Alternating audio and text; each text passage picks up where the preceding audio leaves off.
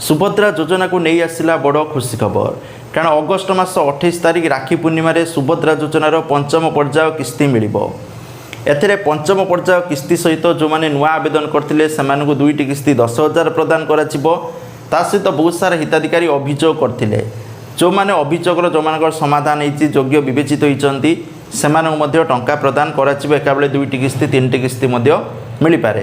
तेणु समस्त हिताधिकारी बड़ खबर या जे अगस्ट 28 पूर्वर कि एबे जल्दी भिडियो जो देखुं दीटा काम करूँ।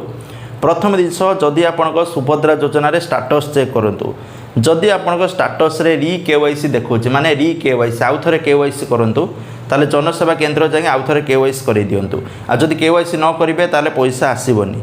सेकेंड जिनस बैंक खाता को एक्टिव रखु। बहुत सारा हिताधिकारी बैंक खाता एक्टिव ना पाखापाखि 82,000 हिताधिकारी बैंक खाता एक्टिव ना से बैंक खाता ट्रांजेक्शन करना पकईक रखुच्च मिनिमम बैलेंस मेंटेन करूना ई केवाईसी ना तेणु जो मानकर ई केवाईसी कटि जाइए बैंक रे जाके ई केवाईसी करके डीबीटी एनाबल करूँ यही दुईटी करके रखु ना आपन को टंका मिल ना। ता सहित बहुत सारा हिताधिकारी नाम कटि जाइए आपण मैंने तालिका चेक करेंगे। Thank you. जय जगन्नाथ।